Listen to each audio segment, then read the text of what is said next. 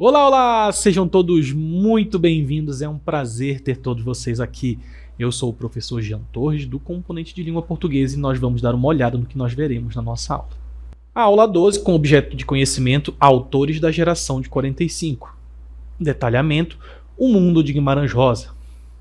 Então nós veremos sobre um dos maiores escritores brasileiros de todos os tempos, um autor de romances, contos muito interessantes. Teremos texto dele para analisar. Fiquem comigo e vamos à nossa aula. Antes de falar da obra, precisamos falar um pouquinho da biografia desse autor, que é um dos grandes da literatura brasileira. Nasceu em Minas Gerais, escreveu sobre o sertão mineiro, foi diplomata, salvou com uma das suas esposas vários judeus que moravam na Alemanha enquanto ele foi diplomata e conseguiu transportar essas pessoas para o Brasil. Um herói nacional também, junto com a esposa Araci. Então bora dar uma olhadinha na biografia de Guimarães Rosa e falar sobre o mundo dele, sobre as suas obras, um universo muito particular que ele criou. Ele nasceu ali em 1908, faleceu em 1967, no mesmo ano em que ele se tornou um dos integrantes da Academia Brasileira de Letras. Ele morre algumas semanas após o discurso dele na Academia Brasileira de Letras. Ele já tinha sido indicado anteriormente, só que ele estava adiando o seu discurso porque ele achou que a emoção o mataria e acabou matando. Ele teve um ataque cardíaco fulminante alguns dias depois do seu discurso. Foi um dos grandes escritores brasileiros do século XX e da história. Nasceu no interior de Minas Gerais, lá em Cordisburgo. Teve uma formação eclética. Então, além de escritor, ele foi médico e diplomata, como eu falei para vocês. Ele foi diplomata durante um tempo na Alemanha, durante a Segunda Guerra Mundial, salvou junto com a esposa vários judeus de serem mortos pelo nazismo. Também era poliglota, ele falava mais de 10 idiomas, sem contar os que ele lia. Ele era apaixonado por línguas, estudava todas que podia, também adorava mapas, cartografia, trabalhou como médico e escreveu um dos romances, talvez o romance mais importante da língua portuguesa e do Brasil. Então, sua experiência como médico no interior mineiro influenciou profundamente a sua obra, especialmente o contato com a cultura sertaneja e a linguagem regional. Vem aí questões de variação linguística, de como ele usava os idiomas, também criava em cima disso, né? E em 1934, ingressou na carreira diplomática, o que lhe permitiu viajar e ampliar seus horizontes culturais. No entanto, foi na literatura que ele deixou seu legado mais marcante. E a sua obra mais famosa, o seu único romance, né, Grande Sertão Veredas, publicada no ano de 1956, que é uma das grandes realizações da literatura brasileira, sem dúvidas. Falece em 66, está aí após 3 dias da sua posse na Academia Brasileira de Letras. Ele dá o seu discurso, fica muito emocionado, passa mal 3 dias depois e morre depois de se tornar um dos membros da Academia Brasileira de Letras, que era um dos seu grande sonho, né? E a morte precoce deixou um vazio na literatura, mas essa obra dele continua viva e influente. Afinal de contas, estamos falando de um dos grandes nomes da literatura brasileira. Dentro da obra de Guimarães Rosa, a gente pode notar algumas coisas que aparecem bastante, que são as suas características, coisas que tornam o universo, esse mundo muito particular, que faz com que Guimarães Rosa seja tão célebre na literatura brasileira. Então observem comigo algumas características do autor, entre elas talvez o seu grande ponto tem a ver com a linguagem, né? Ele cria uma linguagem própria. Ele usa ali os regionalismos, o arcaísmo, que é quando você usa palavras muito antigas que geralmente estão em desuso, e neologismos. Ele também cria muitas palavras.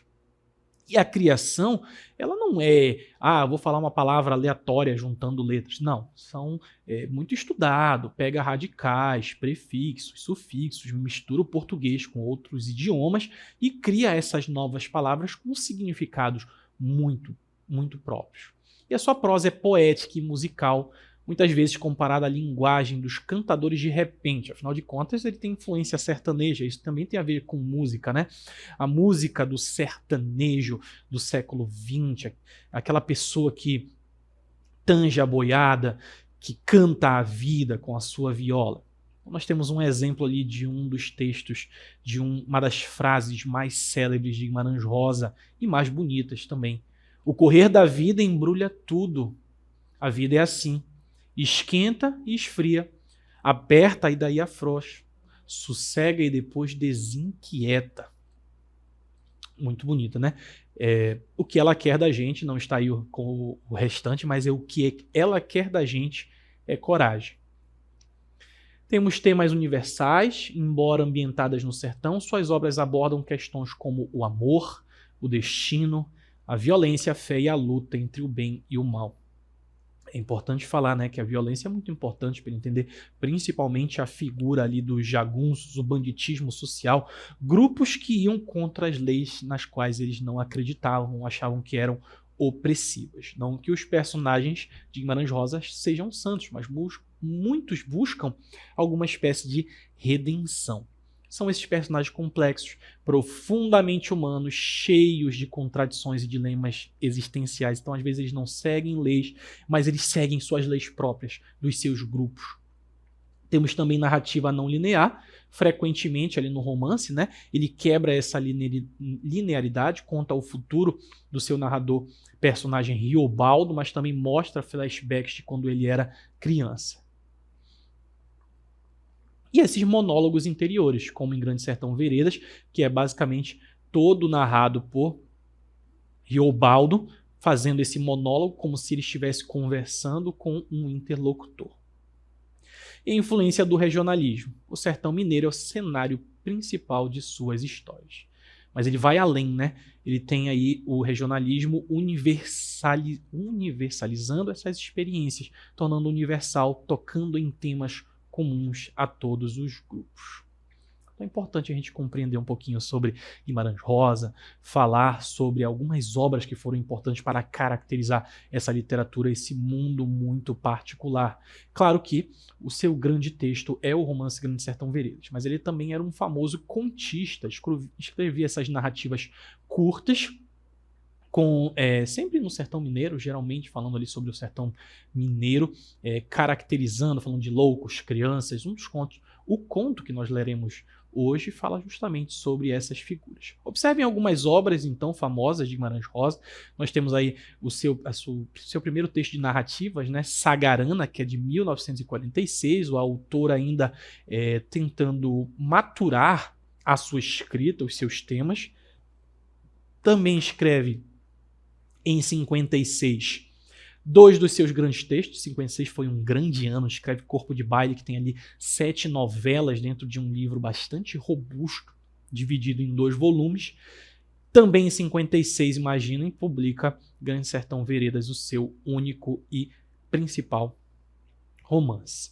Ele escreve mais coisas do que isso, mas vamos falar de Primeiras Histórias, de 62, que é o seu livro de contos, bastante maduro, que tem algumas características muito particulares. Ele ainda tem outros textos de contos, de crônicas, mas esses são alguns dos principais. E para falar um pouquinho sobre o nosso conto que nós leremos, estamos aqui justamente num lugar bastante representativo de Soroco, sua mãe e sua filha, o conto que leremos.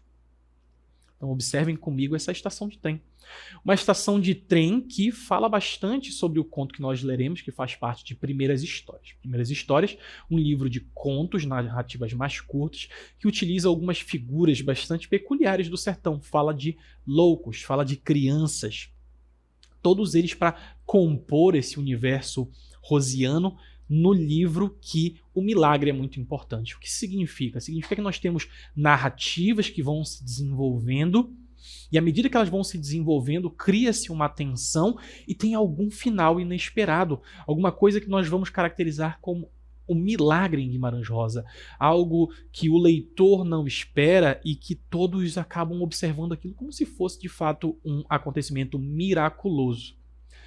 Aqui na estação fala um pouquinho sobre Soroco, sua mãe e sua filha, que justamente trata sobre a mãe e a filha de Soroco, que serão levadas de trem para um hospício em Barbacena. Um hospício real, falaremos daqui a pouco um pouquinho sobre, mas é importante que a gente saiba que todo esse espaço vai se passar numa estação de trem.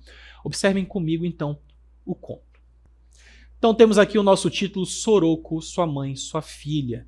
E o título já é bastante representativo do que nós veremos. A história de Soroko, que acompanha a mãe e a filha a essa estação de trem, que nós veremos que levará elas a um hospício. Acompanhem comigo a leitura, muita atenção, porque é um conto muito bonito e de fato vai ter aquela ideia do milagre. Ele não está completo, é um pouquinho longo para um conto, né? Mas a gente trouxe algumas partes importantes que vão ajudar na compreensão. Então o texto diz: aquele carro parara na linha de resguardo desde a véspera. Tinha vindo com o expresso do Rio e estava lá, no desvio de dentro, na esplanada da estação. Então é a chegada ali do trem, diz que ele está desde a véspera e esperando alguma coisa, né? Não era um vagão comum de passageiros, de primeira, só que mais vistoso, todo novo. Então não era de primeira, uma coisa assim que se esperasse de um trem. Esse elemento no sertão, né? O trem tem muito a ver com a ideia de modernidade, sobre aquele elemento da velocidade. Vocês já ouviram falar das vanguardas modernistas e como esse elemento da modernidade, o trem, a velocidade, está bastante atrelado ao modernismo e às vanguardas europeias. A gente, reparando, notava as diferenças. Assim, repartido em dois. Num dos cômodos, as janelas sendo de grades. Olha esse elemento muito importante para compreender o conto. Então, nós temos os cômodos, em um deles as janelas de grade. Por que de grade? Feitas de cadeia para os presos. Mas eles não são necessariamente presos, são e não são. A gente sabia que com pouco ele ia rodar de volta atrelado ao expresso daí de baixo, fazendo parte da composição. Ia servir para levar duas mulheres para longe para sempre. Começa aí esse elemento melancólico do conto, né? Essas mulheres, essas duas mulheres, que provavelmente são as do título, né? A mãe e a filha. E vai levar para longe para sempre. Então, o trem do sertão passava às 12h45. Então, o trem do sertão passava às 12h45, esse elemento temporal. As muitas pessoas já estavam de ajuntamento em beira do carro para esperar. Então, tem esses grupos de pessoas que estão esperando a partir desse trem, provavelmente levando os seus conhecidos até lá. E as pessoas não queriam poder ficar se entristecendo. Elas estão indo embora para sempre, né? É o elemento melancólico, a tristeza. Conversavam cada um porfiando no falar com sensatez, como sabendo mais do que os outros a prática do acontecer das coisas. Falando com propriedade, então, né? Sempre chegava mais povo, o movimento. Aquilo quase no fim da esplanada do lado do curral de embarque de bois, antes da guarita do guarda-chaves, perto dos empilhados de lenha. Então aí no conto, o nosso autor está nos situando, trazendo esses elementos espaciais, falando onde é que fica, esses detalhes que compõem uma narrativa. Soroko ia trazer as duas, conforme, ou seja, aquilo que foi combinado, né? A mãe de Soroko era de idade, com para mais de uns 70. A filha, ele só tinha aquela. Bem deprimente, né? Ele está levando a mãe, que já tem uns 70 anos, já é uma senhora, e está levando uma filha, a única filha dele, para aquela estação, onde nós já vimos no elemento textual de que elas nunca mais vão voltar. Soroko era viúvo. Então, além de estar mandando a mãe e a filha para longe, para nunca mais voltar, ele também era viúvo, não tinha mais a esposa. Afora essas, não se conhecia dele o parente nenhum. Como não bastasse o nosso Guimarães Rosa estar transformando esse texto em algo melancólico, ele deixa ainda pior. O Soroko não tem parente algum e ele ainda está mandando a filha e a mãe para algum lugar do qual elas não vão retornar. Então, essa construção aí do texto, abrindo margem, dando espaço, situando esse leitor para que ele comece a compreender um pouco do que vai se montando. É assim que o autor vai te atrair. Ele quer chamar a sua atenção para alguma coisa. Então, chamando a sua atenção, trazendo você para dentro dessa narrativa, que você se importe com os personagens, é que ele vai causar em você a sensação. Vamos continuar. E aqui um ponto de atenção, para a gente falar um pouco sobre o hospício de Barbacena. que era também conhecido como Hospital Colônia de Barbacena, que foi uma instituição psiquiátrica que era localizada nessa cidade, Barbacena, em Minas Gerais. Então imagine vocês, então, que os nossos personagens moram próximo, estão partindo de trem e eles vão ser levados para lá, para Barbacena, Minas Gerais. Ele funcionou em 1903 e o final da década de 80, bastante tempo, né? E ele se tornou um símbolo de negligência, violência e desumanidade no tratamento de pessoas com transtornos mentais no Brasil, porque também ficou conhecido como o Holocausto Brasileiro. Pessoas que eram consideradas loucas, às vezes nem eram loucas, eram pessoas que tinham algum distúrbio ou pensavam a vida de uma outra maneira, eram enviadas para o Hospital de Barbacena, onde eram maltratadas, subnutridas e morriam longe dos seus familiares sem ninguém para atendê-las. Por isso chamado de Holocausto Brasileiro, porque foi um massacre, um genocídio de pessoas inocentes que muitas vezes só queriam uma outra vida. Então vamos continuar o nosso texto, que tem tudo a ver com isso. O agente da estação apareceu fardado de amarelo com o livro de capa preta e as bandeirinhas verde e vermelha debaixo do braço, situando aí o agente da estação, né? Vai ver se botaram água fresca no carro, ele mandou. Depois o guarda-freios andou mexendo nas mangueiras de engate. Alguém deu aviso, eles vêm. Apontavam da rua de baixo, onde morava Soroco. Ele era um homenzão, brutalhudo. Então percebam aí, né? Brutalhudo. Se você procurar no dicionário, dificilmente você vai ter brutalhudo. Mas o nosso Guimarães Rosa quer dar uma ideia do tamanho do Soroco. Então ele chama de homenzão e fala que é brutalhudo. Essa ideia da bruteza, mas ainda mais a brutalidade do corpo. Com a cara grande, uma barba. Uma barba fiosa, encardida em amarelo, e uns pés com alpercatas, bem característico das vestes, às vezes, dos sertanejos, né? As crianças tomavam medo dele, mas da voz, que era quase pouca, grossa, que em seguida se afinava. Então as crianças tinham medo principalmente da voz dele, e a voz é um elemento importante aqui no conto. Vinham vindo com o trazer de comitiva. Aí paravam. A filha, a moça, tinha pegado a cantar. Então ele está chegando na estação, né? Ele chegando com a mãe e a filha, que era bem moça, começou a cantar. E isso tem a ver com o elemento da loucura que eles acreditavam que fosse atrelado à loucura, né? Como se fosse esse elemento da ingenuidade. Talvez nem fosse louca, mas tem alguma coisa que tira ela dos eixos e as pessoas na época não compreendiam muito bem. Então, levantando os braços, a cantiga não vigorava certa, nem no tom, nem no se dizer das palavras. Então, era uma cantiga que não tinha sentido, era caótica. E aquilo chamava a atenção. Ele vai chamar de nenhum. Esse nenhum, como se não tivesse uma ordem. Por isso ele fala que não vigorava certa, não tinha um tom, não tinha um dizer de palavras, as palavras se confundiam, é caótico.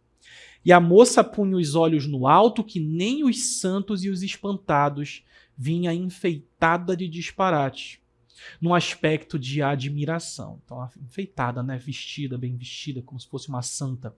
Assim, com panos e papéis de diversas cores, uma carapuça em cima dos espalhados cabelos e enfunada em tantas roupas, ainda de mais misturas, tiras e faixas dependuradas, virundangas, matéria de maluco.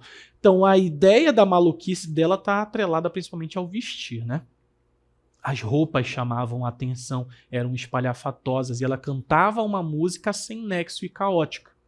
A velha só estava de preto, com um fichu preto ela batia com a cabeça nos docimentes. Sem tanto que diferentes, elas se assemelhavam. Então elas são parecidas de alguma forma, mesmo que estivessem vestidas com aspectos distintos. Soroco estava dando o braço a elas, então uma de cada lado, né? Em mentira, parecia entrada em igreja no casório. Porque ele fala em mentira, porque não é isso que está acontecendo, né? Elas estão sendo levadas para um trem que vai partir para sempre. Era uma tristeza. Parecia enterro. Curioso, né? Primeiro ele fala de casório, depois ele fala de enterro, esse contraponto. Porque a filha está espalhafatosa, uma santa, e a mãe está de preto. Então nós temos esses dois elementos contrastando. Todos ficavam de parte, a chusma de gente não querendo afirmar as vistas, por causa daqueles trasmodos e despropósitos de fazer risos, e por conta de Soroko, para não parecer pouco caso. Então é uma cena engraçada para eles, ver aquela bagunça, como elas estão vestidas, como ela está cantando, como Soroko vem trazendo as duas, mas as pessoas não querem rir. Não querem parecer que estão debochando do Soroko, mas é uma cena engraçada. Ele hoje estava calçado de botinas e de paletó, com chapéu grande, botar a sua roupa melhor, os maltrapos. E olha só, ele tá de botina, tá de paletó, chapéu grande, como se fosse a melhor roupa, mas ainda assim são trapos, porque provavelmente eles são muito pobres, né? E estava reportado e atalhado mildoso, então é o porte dele, como ele está se portando. Todos diziam a ele seus respeitos de dó. Ele respondia: Deus vos pague essa despesa. Então, é um tropo ali bastante comum, né, de como você responde, principalmente nos interiores. Nós temos ali as pessoas como se estivessem realmente num velório, dando seus pêsames. Ele está perdendo o ente de alguma forma, né? Elas estão partindo. Não estão morrendo, mas estão partindo. Ele que já é sozinho. Então, as pessoas se aproximam, dizem alguma coisa em respeito e ele responde: Deus vos pague essa despesa. Continuando nosso conto. O que os outros se diziam que Soroko tinha tido muita paciência, sendo que não ia sentir falta dessas transtornadas pobrezinhas. Era até um alívio.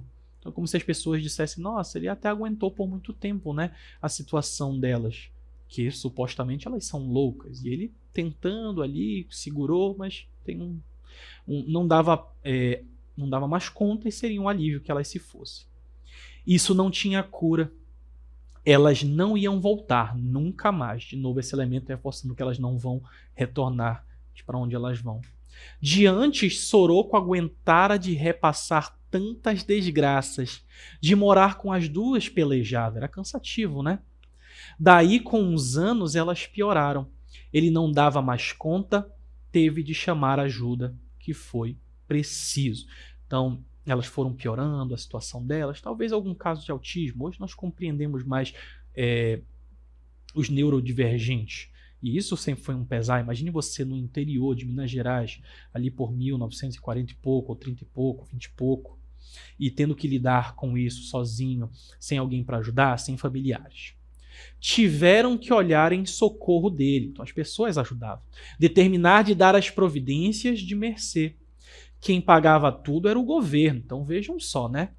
Ele está indo, provavelmente porque buscou essa ajuda, as pessoas o ajudaram, mas isso tudo é o governo quem banca. A gente já viu que o Hospital Psiquiátrico de Barbacena, infelizmente, é um exemplo de má gestão. Que tinha mandado o carro. Então o governo pagava tudo, mandou o carro para buscá-la, que é o trem. Por forma que, por força disso, agora iam remir com as duas em hospícios. O se seguir, que era o que vinha depois. A moça aí tornou a cantar, virada para o povo, o auar. A cara dela era um repouso estatelado. Não queria dar sem espetáculo, mas representava de outrora as grandezas impossíveis. Então ela está começando a cantar novamente. As pessoas observam. Ela não queria ser uma coisa extravagante, mas estava ali. Mas a gente viu a velha olhar para ela, com um encanto de pressentimento muito antigo, um amor extremoso, como se ela tivesse voltado a alguma sanidade, observando aquilo, um amor, amasse demais, viu aquela música, aquela cantoria. E principiando baixinho, mas depois puxando pela voz, ela pegou a cantar também, tomando o exemplo. Então ela também começou a cantar. E lembrando que é uma cantiga caótica, sem melodia, sem letra, e ainda assim ela foi como contagiada e começou a cantar a cantiga mesma da outra, que ninguém não entendia. Então esse reforço, isso também é uma marca muito comum do Guimarães Rosa na sua linguagem. Ele dá esse reforço, o ninguém não. Ninguém não entendia.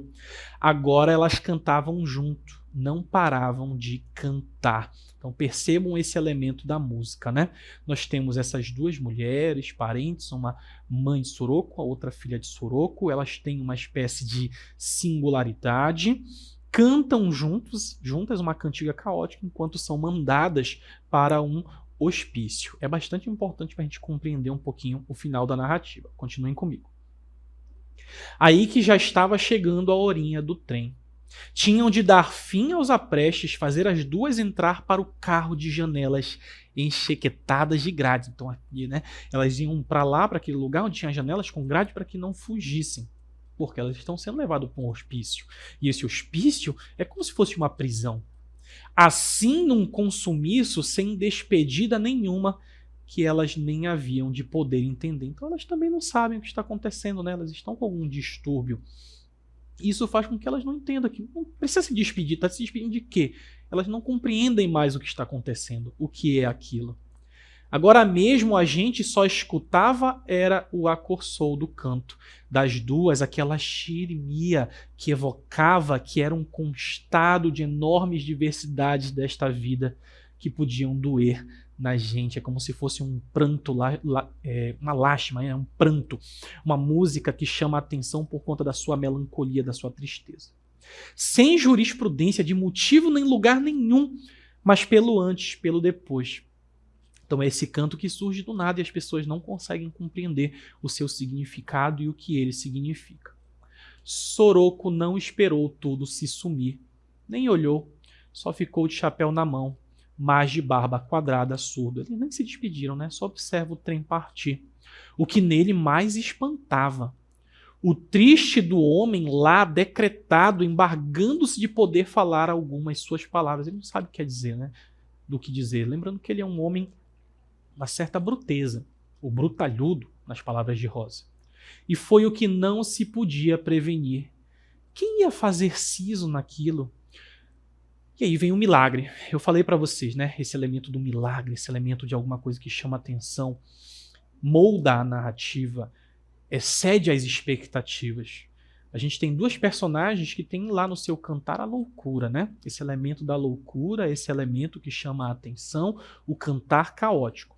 Mas na sequência nós temos, num rompido, ele começou a cantar alteado, forte, mas sozinho para si, como se ele cantasse para ele mesmo, né? E era a cantiga mesma de desatino que as duas tanto tinham cantado. Então ele canta o mesmo canto desordenado delas. E vai ficar ainda mais miraculoso. Cantava continuando. A gente se esfriou, se afundou um instantâneo. A gente. E foi sem combinação. Nem ninguém entendia o que se fizesse. E o que acontece? Todos, de uma vez, de dó do Soroco, principiaram também a acompanhar aquele canto sem razão. Aí o nosso milagre, né? O Soroco era aparente, começa a cantar como uma espécie de canto fúnebre, um lamento. Só que todas as pessoas também começam a cantar o canto sem razão, aquele canto que ninguém entende. E com as vozes tão altas, todos caminhando com ele, Soroco e canta que cantando atrás dele, os mais de trás quase que corriam, ninguém deixasse de cantar. Então o Soroco vai andando e as pessoas atrás dele vão andando também cantando a mesma música que a sua mãe e sua filha cantavam antes de partir. Foi o de não sair mais da memória. Inesquecível, né? Foi um caso sem comparação. É o nosso milagre. A gente estava levando agora o Soroco para a casa dele, de verdade. É como se nosso narrador estivesse participando daquilo, né? Estivesse lá no canto. A gente com ele ia até aonde que ia aquela cantiga. Nosso conto termina, então, com esse grupo de pessoas chegando em casa, deixando o Soroco cantando e seguindo com o canto para onde ele fosse. Esse é o nosso milagre de Guimarães Rosa. A gente percebe a linguagem, o trato da linguagem, o trato existencial, a crítica velada ao sistema, a Barbacena, o hospício, isso tudo no nosso autor de uma forma bastante singela e delicada. Muito da sensibilidade do próprio Guimarães Rosa. Espero que tenham gostado do nosso conto, espero que tenham gostado de ouvir um pouco sobre Guimarães Rosa. Falamos um pouquinho sobre modernismo, de suas características, e como não há mais nada a ser explicado, vamos encerrando por aqui. Eu agradeço a todos vocês, fiquem bem e até a próxima.